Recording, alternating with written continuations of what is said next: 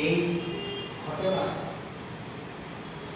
গন্ডাছড়া মানুষের বর্তমান কি অবস্থা, কি ভয়াবহতা এবং এই ঘটনার পরিপ্রেক্ষিতে মানুষের মধ্যে যে ক্ষোভ বা অসন্তোষ, এটা পরিষ্কার তাদের কথার মধ্যে দেখিয়েছে।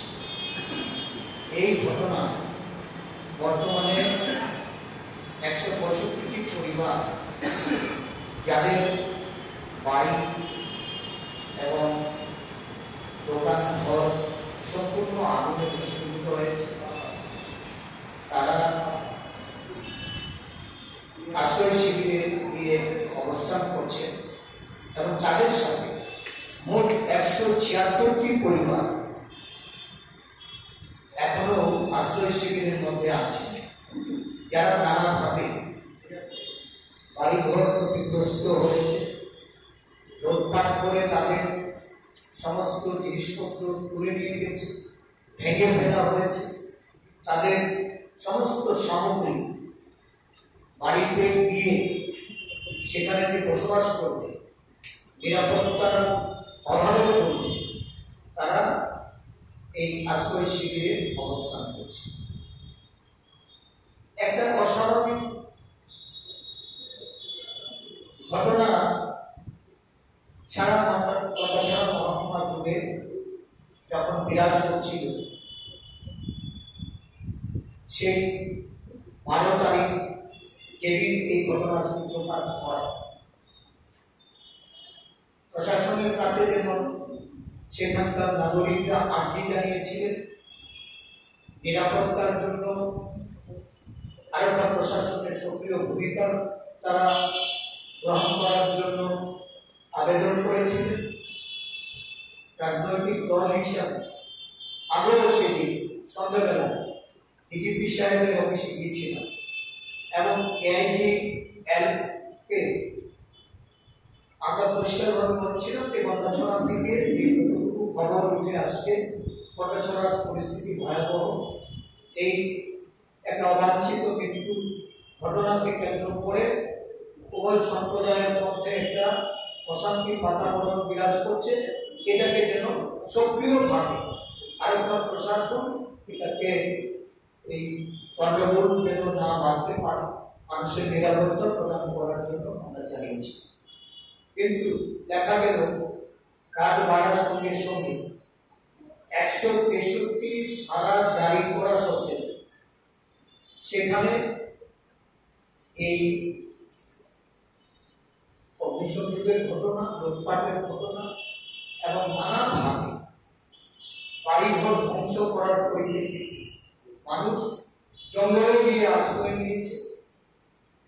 তাদের বিষয় বিবরণ সম্পত্তির সমস্ত কিছু সেদিন আরক্ষা প্রশাসন তারা রক্ষা করতে ব্যর্থ হয়েছে। সাধারণ প্রশাসনের ভূমিকা সেদিন গন্ডাছড়ার উপরে যারা বসবাসকারী তাদের মুখের কথায় কোথাও তার ছিটে ফুটো দায়িত্ব বা কর্তব্যের ক্ষেত্রে সেটা পরিবর্তিত হয়।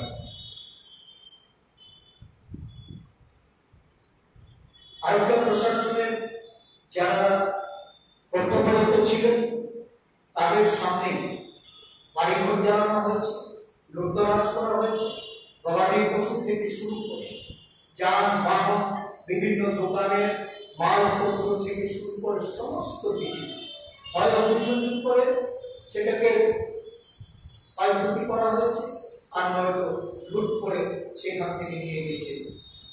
দেখা গেছে পুলিশের ভূমিকা ছিল ওই ক্যামেরা দিয়ে, মোবাইল ক্যামেরায় ভিডিওগ্রাফি করা, কোথাও কাউকে বাধা প্রদান করা হয় এবং তাদের বক্তব্য যারা ক্ষতিগ্রস্ত পরিবারের মানুষ তারা পরিষ্কার করেছে পুলিশের সক্রিয় ভূমিকা থাকলে তাহলে এই ঘটনা এড়ানো যেত এবং মানুষকে এতটা ক্ষয়ক্ষতির সম্মুখীন।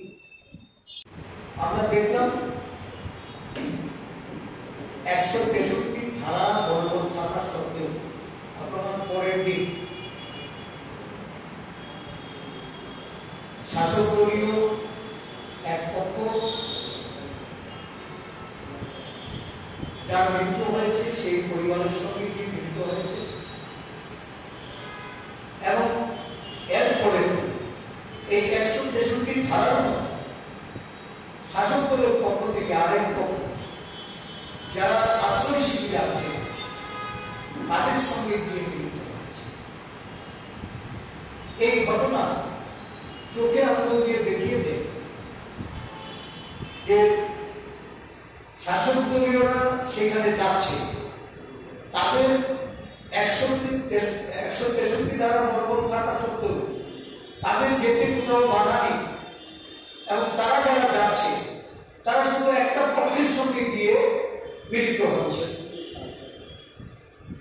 এটা পরিষ্কার যে একটা পরিকল্পিত ঘটনা সেখানে মণিপুর ধাঁচে দুটি সম্প্রদায়ের মধ্যে একটা হিংসাপূর্ণ পরিস্থিতি তৈরি করার জন্য, দুটি সম্প্রদায়ের মধ্যে সেখানে দাঙ্গা বাঁধিয়ে এই রাজ্যটাকে মণিপুর ধাঁচে এখানে পরিচালনা করার জন্য এই দাঙ্গার পরিস্থিতির সূচনা।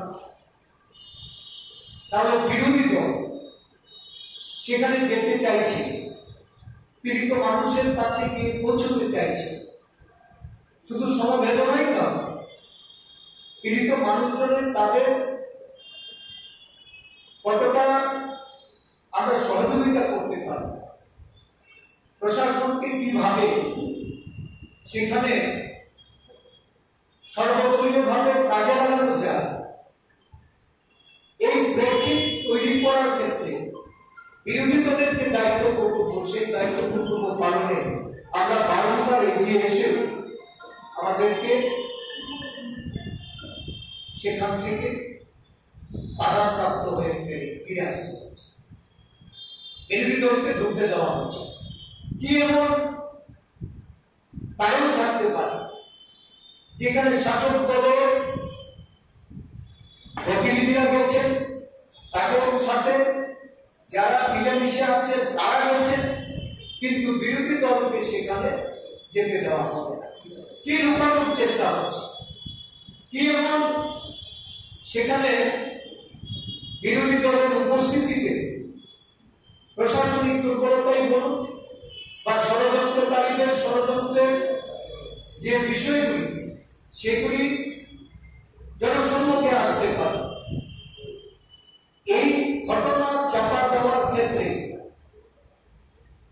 প্রশাসন যে উদ্যোগ নিয়েছে, আমরা একবারও বলি না এই রাজ্যের পুলিশ প্রশাসন যারা রাষ্ট্রপতি কারাপ্রাপ্ত তাদেরকে দায়িত্ব অর্পণ করে সেখানে এই পরিস্থিতি মোকাবেলা করা যেত না, বা সেই পরিস্থিতি থেকে আজকে যে মানুষ ক্ষতিগ্রস্ত হয়েছে তাদেরকে তাদের জীবন সম্পর্কে রক্ষা করা যেত না? কারণ পুলিশকে নিষ্ক্রিয় করে রেখে এই ধরনের একটা ঘটনা যারা তৈরি করে সারা রাজ্যে মেসেজ দিতে চেয়েছে, আজকে প্রশাসনিক এই গাফিলতি কণ্ঠছড়াবাসী তারা তুলে ধরছে, তাদের ক্ষোভের বহিঃপ্রকাশ করছে, এবং যে কারণে শাসক দলের মন্ত্রী সহ শাসক দলীয় নেতারা যখন সেখানে উপস্থিত হয়েছে তাদের মধ্যে এই ক্ষোভে আসতে পড়েছে এবং তাদেরকে সেখানে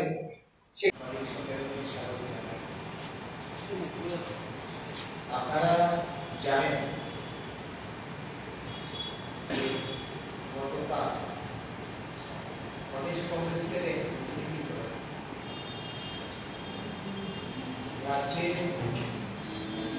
ছড়া এই মহকুমা সম্প্রতি এক ঘটনাকে কেন্দ্র করে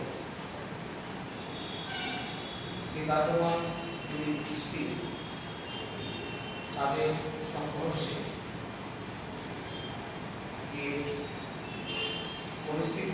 উদ্ভব হয়েছে। তার পর্যবেক্ষণে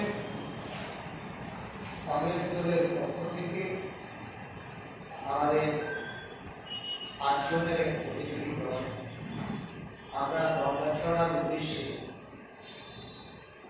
কানাঝাড়িতে যাওয়ার পর সেখানে প্রশাসনের দ্বারা বাধাপ্রাপ্ত হল এবং আমাদেরকে গঙ্গাছড়া বা গঙ্গাপুরসাতে প্রবেশাধিকার এটা নিষেধ করা হয়। যদিও যাবার আগে প্রশাসনের কাছ থেকে প্রয়োজনীয় অনুমতি সাপেক্ষে আমরা 4 বার অ্যাটেম্পে গতকালকে সেখানে পৌঁছে আমাদের গঙ্গাছড়ায় প্রবেশ করা সুযোগ হয়। গতজনের ঘটনাগুলি বিভিন্নভাবে আমরা আমাদের মিডিয়া গ্রুপ এবং সেখানকার বিভিন্ন দলীয় আমাদের যারা সাংগঠনিকভাবে সেখানে কাজ করে তাদের মাধ্যমে আমরা কিছুটা ফুটেজ তুলে নিয়ে এসেছি। আমি প্রথমে